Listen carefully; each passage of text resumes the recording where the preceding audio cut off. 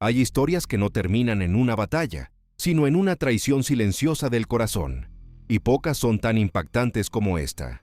Porque estamos hablando del hombre que recibió sabiduría directamente de Dios, que levantó el templo más glorioso de la tierra y que llegó a poseer riquezas, poder y honor como ningún otro. Pero aún así cayó, no cuando era débil, sino cuando parecía más fuerte que nunca. ¿Cómo se destruye un hombre que lo tenía todo? ¿En qué momento el más sabio comenzó a perderlo todo por dentro? Lo que estás a punto de escuchar no es solo la historia de Salomón, es una advertencia para cualquiera que crea que tener más significa estar completo. ¿Cómo pudo un solo hombre gobernar una ciudad de oro y 1000 mujeres sin librar una sola guerra? Salomón edificó la construcción más costosa de toda la historia humana. Cada pared estaba revestida de oro. Poseía más riqueza de la que cualquier multimillonario moderno podría siquiera imaginar. Y conservaba la lealtad de 1000 mujeres, cada una convertida en un pacto con un reino extranjero. Dios mismo lo llamó el hombre más sabio que jamás existió. Pero esa misma sabiduría terminó convirtiéndose en el arma que lo derribó. ¿Cuál fue el punto de ruptura que despedazó el reino más grandioso que Israel llegaría a conocer? ¿Y cuál es la oscura leyenda del anillo que supuestamente otorgó a Salomón autoridad sobre el mundo invisible? Esta es la historia del hombre que lo tuvo todo y perdió lo único que de verdad importaba. Antes del oro, antes del templo, antes de las 1000 mujeres, hubo una noche en Gabaón que definió el rumbo de todo. Salomón acababa de ascender al trono. Era joven, inexperto, y todavía no había sido probado.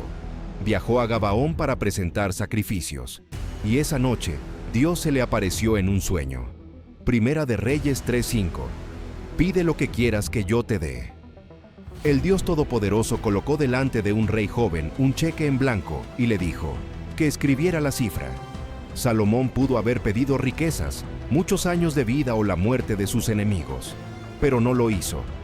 Respondió: da a tu siervo un corazón entendido para gobernar a tu pueblo y para discernir entre lo bueno y lo malo.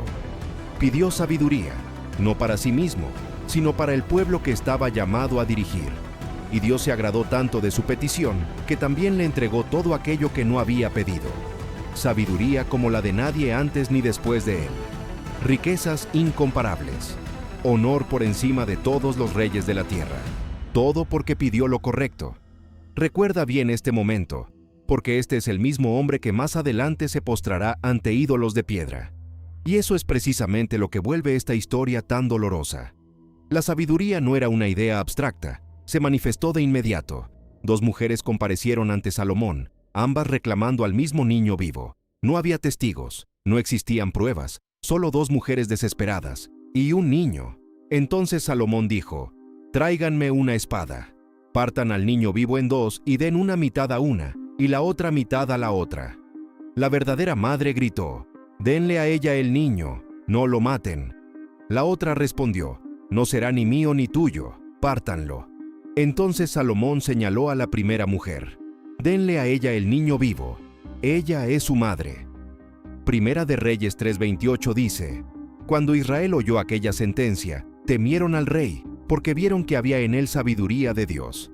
Este fue Salomón en su punto más alto, una mente tan afilada que podía atravesar el engaño en segundos. Este era el hombre que Dios había levantado. Y este es el hombre que más tarde lo perderá todo, no por un enemigo, sino por sí mismo. Imagínate de pie sobre las colinas al este de Jerusalén, en el año 957 a.C.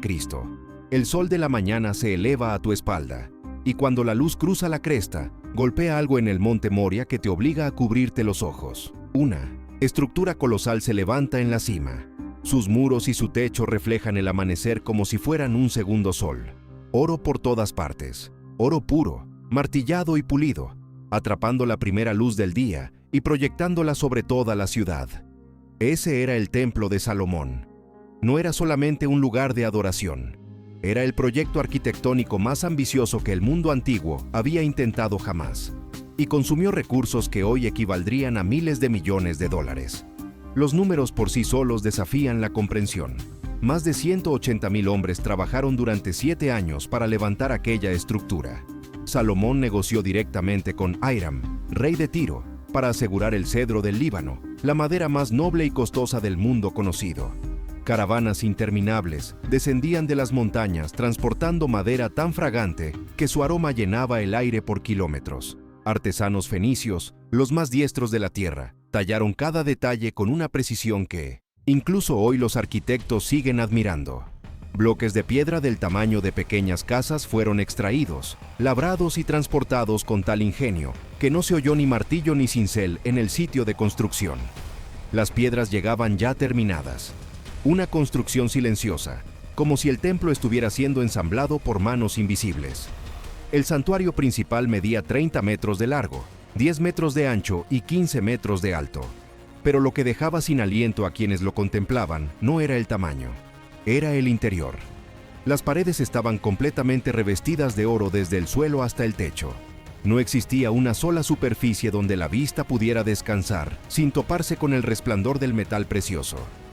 En la cámara más interior se levantaban enormes querubines tallados en madera de olivo y recubiertos de oro, con sus alas extendidas hasta tocar ambos muros, custodiando el objeto más sagrado de la historia de Israel. 2 enormes columnas de bronce, llamadas Jaquín y Boaz, flanqueaban la entrada, con capiteles decorados con granadas y cadenas entrelazadas, símbolos de fuerza y estabilidad. Y en cuanto a la plata, Primera de Reyes 10:27 lo expresa claramente.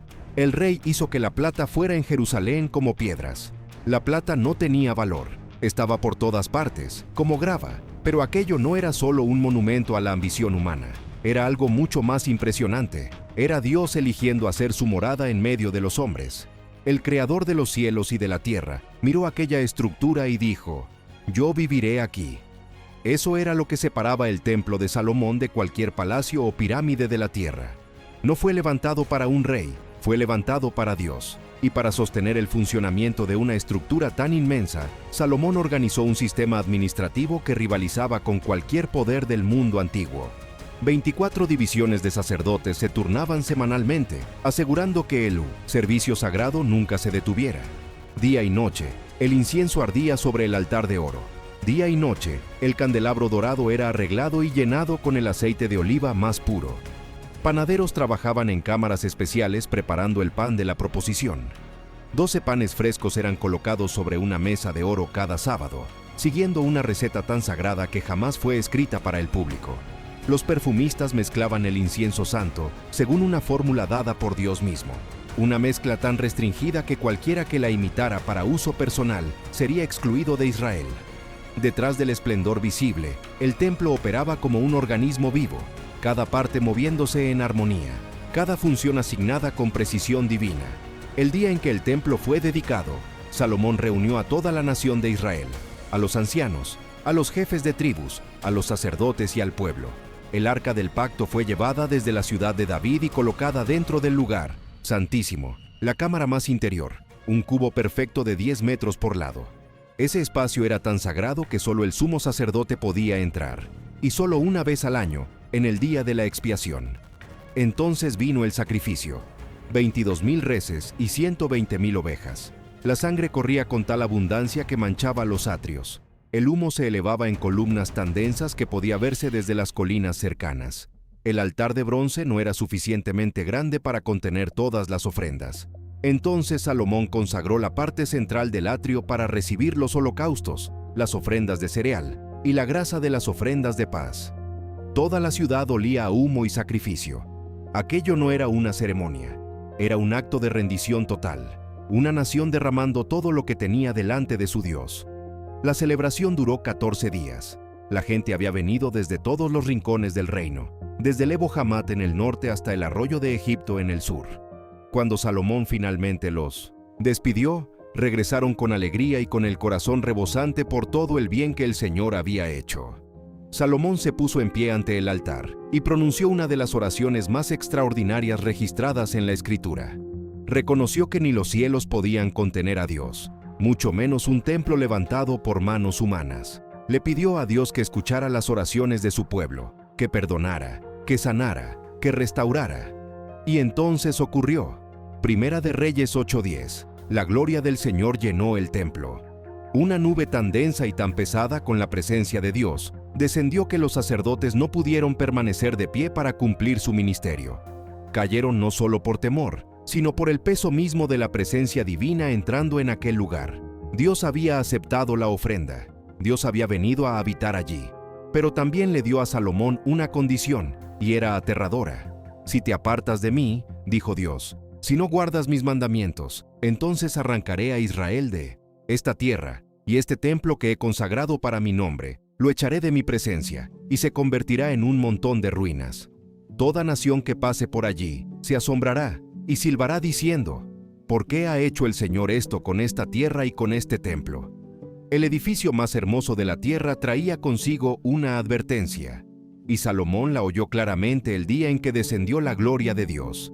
Para entender lo que Salomón construyó, primero debes entender lo que Salomón poseía.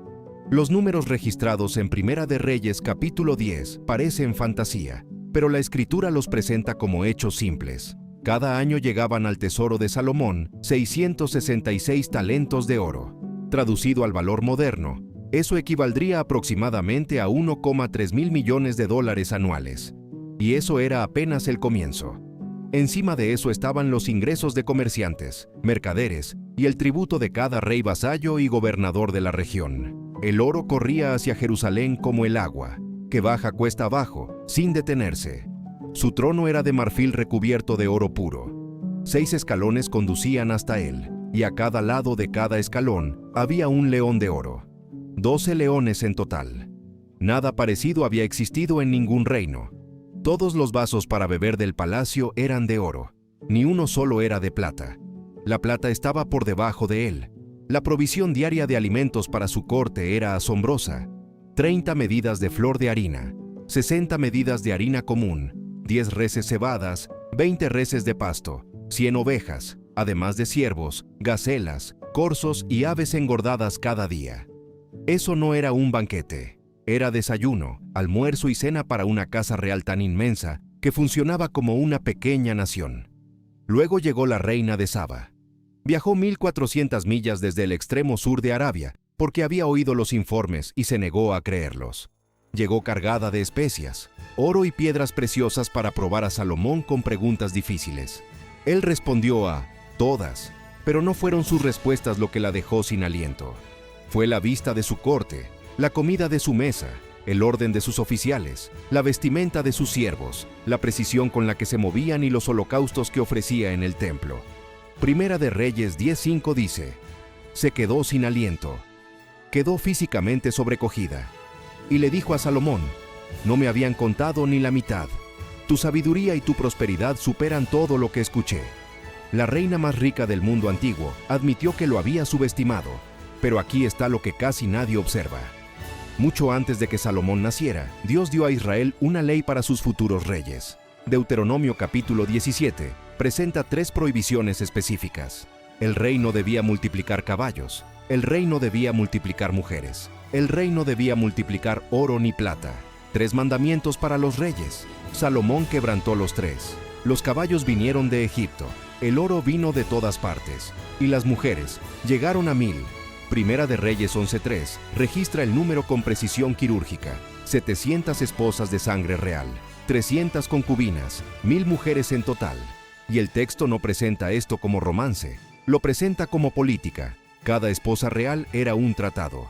Cuando Salomón se casó con la hija de Faraón, no obtuvo solo una esposa, obtuvo la garantía de que Egipto, la fuerza militar más poderosa del mundo antiguo, no invadiría Israel. Cuando tomó princesas moabitas, Moab se volvió aliado. Las mujeres sidonias aseguraron la costa fenicia. Las amonitas neutralizaron la frontera oriental. Las hititas cerraron la frontera norte. Salomón conquistó todo el Medio Oriente sin desenvainar una espada. Usó anillos de boda en lugar de carros de guerra. Cada matrimonio era un acuerdo de paz firmado, envuelto en seda y perfumado con mirra.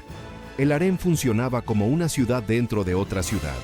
Las esposas reales vivían en lujosos pabellones en los niveles superiores, con vista a jardines plantados con granados, viñas y arbustos florecidos, regados por canales de agua corriente. Las concubinas ocupaban los niveles inferiores, todavía opulentos bajo cualquier estándar, pero distribuidos según su rango. Cada mujer tenía sus propios siervos, sus propios aposentos y su propio sello real, que le permitía hacer negocios y comunicarse con su tierra natal. Un ejército de empleados administraba este imperio en miniatura. Los mayordomos controlaban las provisiones. Los guardias patrullaban los corredores día y noche. Los médicos y las parteras estaban siempre disponibles. Los perfumistas preparaban aceites y fragancias especiales. Los escribas llevaban registros minuciosos de cada esposa y concubina, documentando su origen, la dote intercambiada, los regalos recibidos, los hijos nacidos y su lugar dentro de la jerarquía. Los rituales de preparación para una noche con el rey eran extensos y absorbentes. La mujer elegida era anunciada al amanecer por un mensajero principal, y el proceso de preparación ocupaba todo el día. Era bañada en estanques perfumados con mirra, aloe y canela. Su piel era tratada con mezclas de miel y aceites. Sus vestiduras eran escogidas con extremo cuidado, con telas teñidas en colores raros y joyas seleccionadas no solo por su belleza, sino también por su valor simbólico. La cámara real era preparada con incensarios encendidos, pétalos de flores y músicos interpretando melodías inspiradas en el Cantar de los Cantares. Ninguna esposa podía visitar otra sección sin autorización. La comunicación entre los diferentes grupos culturales era regulada por mujeres mayores que servían como intermediarias. Se tomaban toda clase de precauciones para impedir conspiraciones, rumores o la formación de facciones que pudieran amenazar el control del rey. Las rivalidades dentro de esos muros eran sutiles, pero implacables. Cada mujer elaboraba sus propias estrategias para conquistar el favor del rey. Algunas se distinguían por su inteligencia, involucrando a Salomón en conversaciones sobre gobierno y filosofía. Otras cultivaban talentos artísticos únicos, componiendo poesía, creando perfumes exclusivos o dominando danzas inspiradas en las tradiciones de sus tierras. Se formaban alianzas entre mujeres de diversos orígenes, creando redes de influencia, que se extendían más allá del palacio hacia los asuntos políticos de reinos lejanos. Una palabra bien colocada por una esposa favorecida durante una conversación íntima podía redirigir rutas comerciales, elevar a un embajador o cambiar los términos de un tratado. Esto no era un hogar, era un imperio de influencia encerrado detrás de muros perfumados, y por un tiempo funcionó a la perfección. Pero cada una de esas 1000 mujeres trajo al palacio algo que Salomón no vio venir: sus dioses. La hija de Faraón mantuvo su devoción a los dioses de Egipto. Las mujeres sidonias quemaban incienso a Astarte, la diosa de la fertilidad. Las mujeres moabitas adoraban a Quemos, una deidad cuyos rituales implicaban prácticas que horrorizarían a cualquier seguidor de Yahvé. Las mujeres amonitas servían a Moloc, cuyo culto en el mundo antiguo estaba vinculado con los sacrificios más indecibles. Al principio, Salomón toleró esas costumbres como gestos diplomáticos. Un pequeño santuario aquí, un altar privado allá. Cada uno era una concesión hecha para mantener la paz dentro de su casa. Pero las pequeñas concesiones tienen la costumbre de crecer. Los santuarios se hicieron más grandes, los altares se volvieron más visibles. Lo que comenzó como rituales privados y silenciosos, terminó convirtiéndose en exhibiciones públicas de adoración pagana a la vista del templo del Dios viviente. Primera de Reyes 11:4 presenta el veredicto con una simplicidad devastadora. Cuando Salomón envejeció, sus mujeres inclinaron su corazón tras otros dioses, y su corazón no permaneció completamente entregado al Señor su Dios, como sí lo estuvo el corazón de David su padre. El hombre más sabio que jamás vivió fue desviado, no por un ejército, no por una conspiración, sino por amor. Edificó un lugar alto para Quemos en la colina al este de Jerusalén. Piensa en la geografía de esa frase. El templo de Yahvé, cubierto de oro y lleno de la gloria de Dios, estaba sobre una colina.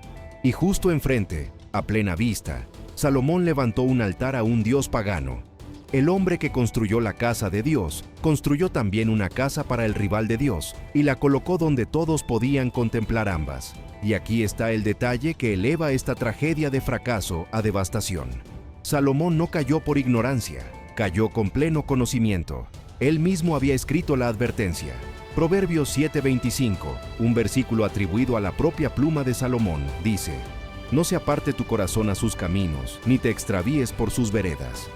Él describió el peligro con precisión, catalogó la seducción, nombró las consecuencias, y luego caminó directamente hacia la trampa que había pasado capítulos enteros describiendo.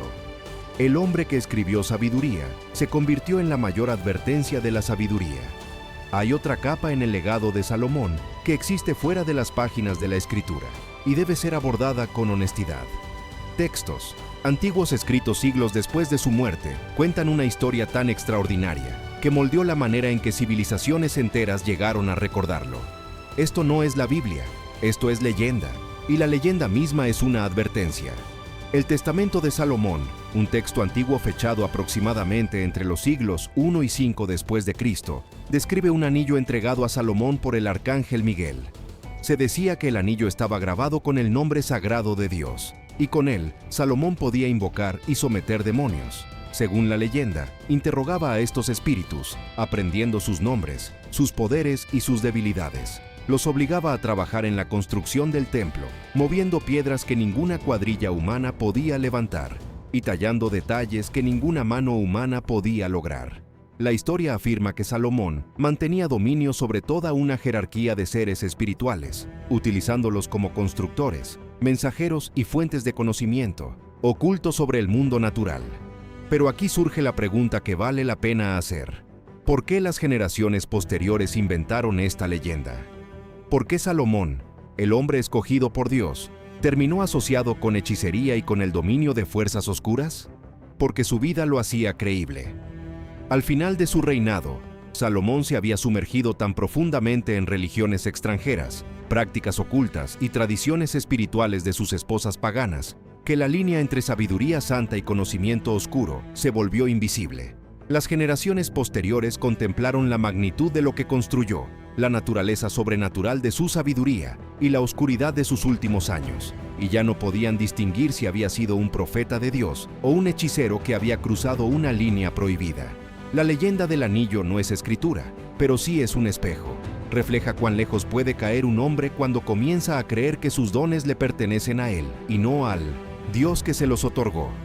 Primera de Reyes 11:9 lo dice claramente. El Señor se enojó contra Salomón porque su corazón se había apartado del Señor, el Dios de Israel, que se le había aparecido 2 veces. 2 veces Dios se le apareció personalmente a Salomón en distintas ocasiones. Le había dado sabiduría, le había dado riquezas, le había dado el templo, y Salomón se apartó. La respuesta de Dios fue absoluta. Ya que esta ha sido tu actitud y no has guardado mi pacto ni mis decretos que te mandé, ciertamente arrancaré de ti el reino y lo entregaré a uno de tus siervos. Pero incluso en medio del juicio, Dios mostró misericordia. No lo haría en vida de Salomón por amor a David, y dejaría una tribu al hijo de Salomón por amor a Jerusalén. Las consecuencias llegaron de inmediato. Enemigos que habían permanecido en silencio durante décadas se levantaron de pronto. Hadad el Edomita, que había estado escondido en Egipto desde los días de David, regresó para hostigar la frontera sur de Israel. Rezón de Damasco tomó poder en Siria y se convirtió en un adversario persistente al norte. Y lo más devastador de todo, Jeroboam, uno de los propios oficiales de Salomón, fue informado por el profeta Ahías de que Dios le daría 10 de las 12 tribus. El peso financiero del estilo de vida de Salomón comenzó a aplastar a la nación. 1000 casas reales exigían financiamiento constante. Las comidas exóticas, las telas importadas, los ejércitos de siervos, el mantenimiento de palacios, santuarios y jardines. El tesoro que una vez rebosó comenzó a tensarse bajo la carga. Los impuestos aumentaron. Se impuso trabajo forzado al pueblo. Las tribus que antes celebraban la sabiduría de Salomón comenzaron a murmurar sobre su codicia. Salomón murió. El texto no registra arrepentimiento, ni oración final, ni reconciliación con Dios, solo silencio y un reino al borde del colapso. El hombre que comenzó su reinado de rodillas pidiendo sabiduría, a Dios lo terminó rodeado de altares a dioses extranjeros y de los susurros de 1000 lealtades divididas. Su hijo Roboam heredó el trono e inmediatamente enfrentó una crisis. El pueblo envió a Jeroboam como portavoz para suplicar alivio de la carga aplastante de impuestos y del trabajo forzado. Los ancianos que habían servido a Salomón durante décadas le aconsejaron misericordia. «Haz más ligera la carga», le dijeron, «y el pueblo te servirá para siempre». Pero Roboam rechazó su consejo.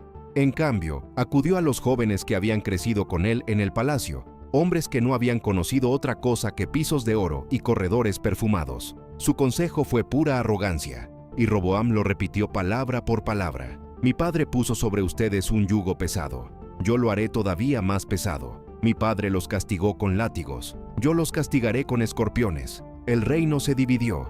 10 tribus siguieron a Jeroboam al norte. Solo Judá y Benjamín permanecieron, con Roboam en el sur. El reino unificado de Israel, la joya de la corona del reinado de Salomón, el imperio que había dejado sin aliento a la reina de Saba, fue partido en dos de manera permanente. Nunca volvió a estar completo. Todo lo que Salomón construyó se hizo pedazos. El oro permaneció en los muros del templo, pero la gloria ya se había apartado del hombre que lo levantó. En un plazo de 5 años, el faraón Sisac de Egipto invadió Jerusalén y despojó al templo de sus tesoros. Los escudos de oro que Salomón había hecho fueron llevados a Egipto. Roboam los reemplazó por bronce donde antes hubo oro. Ese detalle por sí solo lo dice todo sobre el costo de la caída de Salomón para sus hijos y para su legado.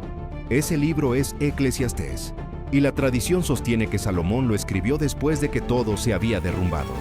Eclesiastés 2:10 y 11. No negué a mis ojos nada de lo que desearon, no privé a mi corazón de ningún placer. Mi corazón disfrutó de todo mi trabajo, y esa fue la recompensa por todo mi esfuerzo. Pero cuando observé todo lo que mis manos habían hecho, y todo lo que me había costado lograr, vi que todo era vanidad, correr tras el viento, y que nada se gana debajo del sol. Detente en esas palabras. Este no es un monje que renunció al mundo y lo llamó vacío desde la distancia. Este es un hombre que consumió el mundo. Todo placer, todo tesoro, toda mujer, todo logro que la experiencia humana puede ofrecer. Él lo tomó, lo sostuvo en sus manos y se le convirtió en humo.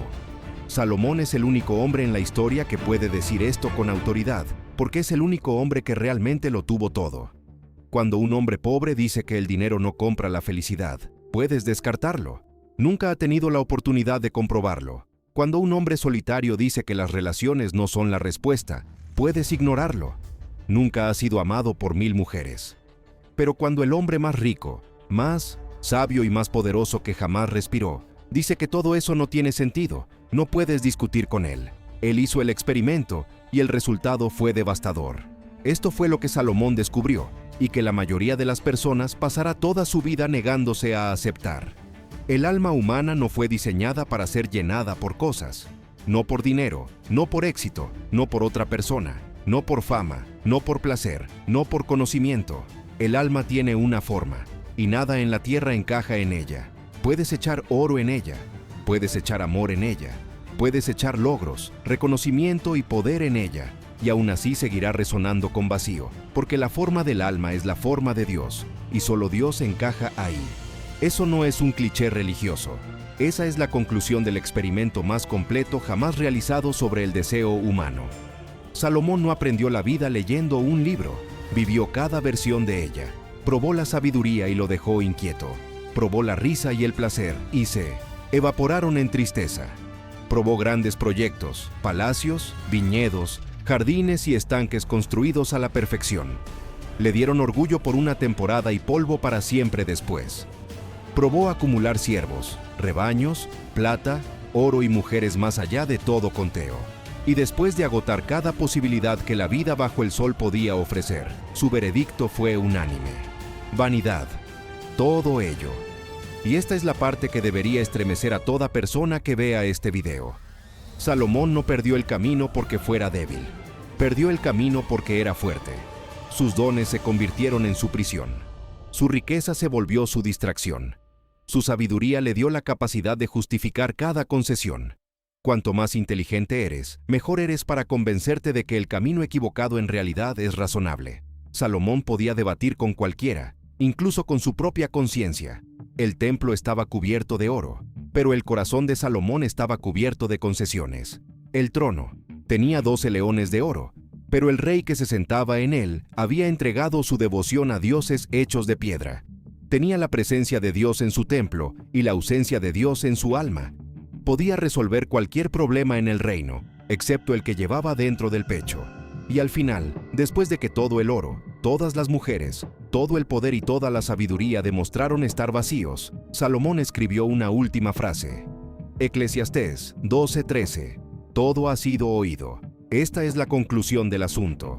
Teme a Dios y guarda sus mandamientos, porque esto es el todo del hombre. Eso es todo. Después del templo, del trono, de las 1000 mujeres y de los ríos de oro, el hombre más sabio que jamás vivió, redujo toda la existencia humana a una sola línea. Teme a Dios. Guarda sus mandamientos. Ese es el deber completo del hombre. No una parte, no la mayor parte, sino todo. Todo lo demás es viento. Salomón tuvo el templo, pero perdió el corazón. Y al perder el corazón, demostró algo que cada generación necesita volver a escuchar. No fuiste creado para más. Fuiste creado para Dios. Y hasta que entiendas que nada de lo que construyas, nada de lo que ganes, nada de lo que conquistes y nadie a quien abraces será suficiente, nunca descansarás. Todos estamos repitiendo el experimento de Salomón en una escala más pequeña. Nos repetimos la misma mentira que él creyó. Si tan solo consigo ese ascenso, si tan solo cierro ese negocio, si tan solo encuentro a esa persona, si tan solo llego a esa cifra en mi cuenta, entonces estaré satisfecho. Entonces descansaré. Entonces seré feliz. Salomón alcanzó cada cifra, cerró cada trato, tuvo a cada persona, y se sentó en el palacio más rico de la tierra, y escribió la palabra vanidad. Así que déjame preguntarte algo, y quiero que seas honesto, no conmigo, sino contigo mismo. ¿Qué es eso que estás persiguiendo ahora mismo y de lo que te has convencido que finalmente te hará feliz? ¿Y qué pasaría si estás equivocado? Déjamelo en los comentarios. Quiero leerte y saber qué parte de esta historia más te impactó.